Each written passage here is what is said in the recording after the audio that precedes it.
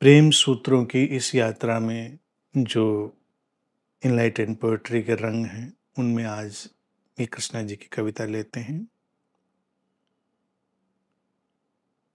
जिन आँखों से सूरज उगता है, जिन आँखों से सूरज उगता है और जिनमें दूजा कब रहता है, उन आँखों से मिलके फूल तो फूल, काँटे भी महकने लगे।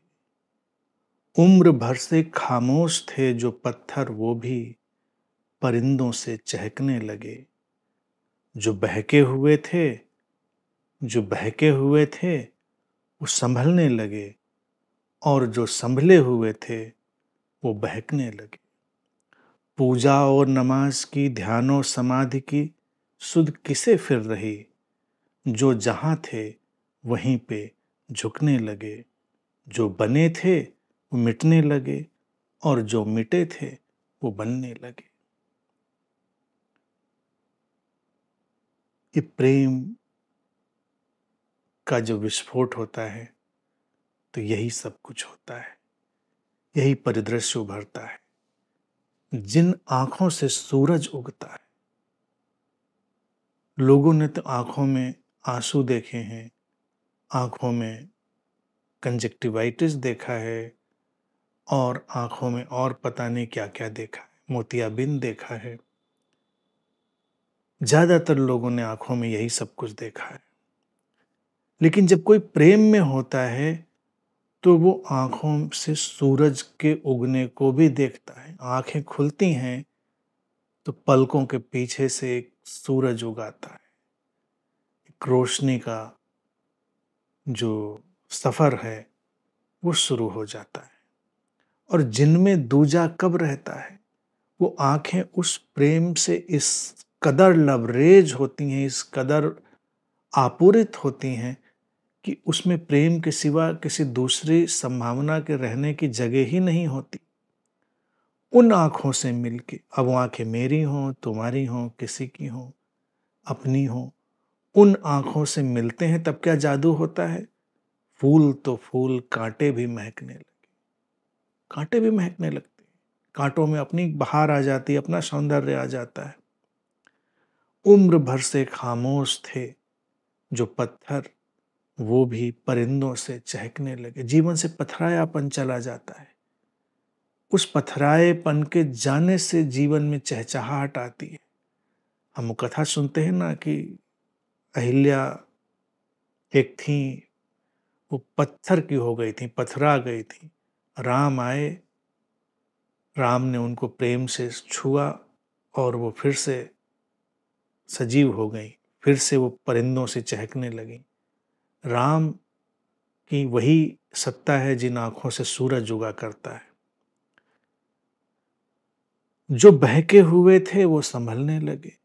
जीवन में जो बहके-बहके से जा रहे होते हैं, प्रेम का संस्पर्श होता है तो संभल जाते हैं, संतुलन में आ जाते हैं। और जो संभले हुए थे वो बहकने लगे। जिन्होंने कृत्रिम ढंग से अपने को संभाला था, कृत्रिम ढंग से साधु बने बैठे थे, न जीवन में नृत्य था, न जीवन में गान था, न जीवन में कुछ उनके रस था, ऐसे संभले हुए बैठे थे, वो बहकने लगे। उनके जीवन में कुछ रस घुलने लगा, कुछ नृत्य आने लगा। पूजा और नमाज की, ध्यान और समाधि की सुध किसे फिर रही। प्रेम में डूबा व्यक्ति कहाँ परवाह करता है। अगर एक प्रेमी व्यक्ति भी पूजा करने जा रहा है, नमाज पढ़ने जा रहा है, प्रार्थना करने जा रहा है, तो ये प्रेम को जानता ही नहीं। ध्यान और समाधि की कहाँ परवाह करता है, ध्यान की, समाधि की। वो प्रेम में है तो ध्यान में ही है, प्रेम की गहराई में है तो समाधि में ही है। सुध किसे फिर रही, किसी भी नहीं रहती। जो जहां थे वहीं पे झुकने लगे। जीवन के जिस मुकाम पे हैं, झुकने की कला आ जाती है, नमन आ जाता है, लचीलापन आ जाता है, नमनीयता आ जाती है, प्रार्थनामयता आ जाती है। और जिसने झुकने की कला जानी, नमनीयता जानी, उसके जीवन में सब उतर आता है। पूजा भी, प्रार्थना भी, ध्यान भी, समाधि भी। बिना झुकने की कला के किसी के जीवन में आया नहीं। प्रेम हमको झुकने की कला सिखाता है। जहां है वहीं पर जो बने थे वो मिटने लगे। जिन्होंने अपनी छवियों को गढ़ के रखा हुआ था कि ये मैं हूं, प्रेम छूता है तो चट से सब टूट कर बिखर जाता है।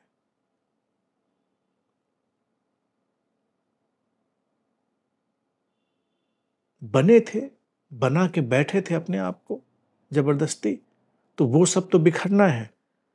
और जो मिटे थे वो बनने लगे, और जिनके बिखरे हुए टुकड़े थे वो उनके लिए फिर से जुड़ने का काम बन जाता है।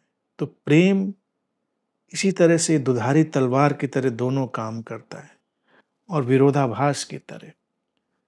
जो बनने जैसा है वो बनता है, जो मिटने जैसा है वो मिटता है। तो प्रेम का संस्पर्श जब होता है तो ऐसा ही जादू बिखरता है। फिर वो परवाह ही नहीं करता किसी बात की, और उसके जीवन में इतनी परवाह होती है कि हम हैरान रह जाते हैं। प्रेम से भरा व्यक्ति एक तिनके से लेकर एक मनुष्य तक की जितनी परवाह करता है उतनी परवाह कोई नहीं करता। और प्रेम में गया व्यक्ति कोई परवाह नहीं करता किसी भी उतार चढ़ाव की, जीवन की किसी भी परिस्थिति की। वो बेपरवाह है उस तल पर। तो एक तल पर वो पूरी तरह बेपरवाह है, और दूसरे तल पर वो पूरी तरह परवाह से भरा है, यानी सौम्यता, संवेदनशीलता से। तो ये सब चीजें हैं, यही प्रेम का सौंदर्य है।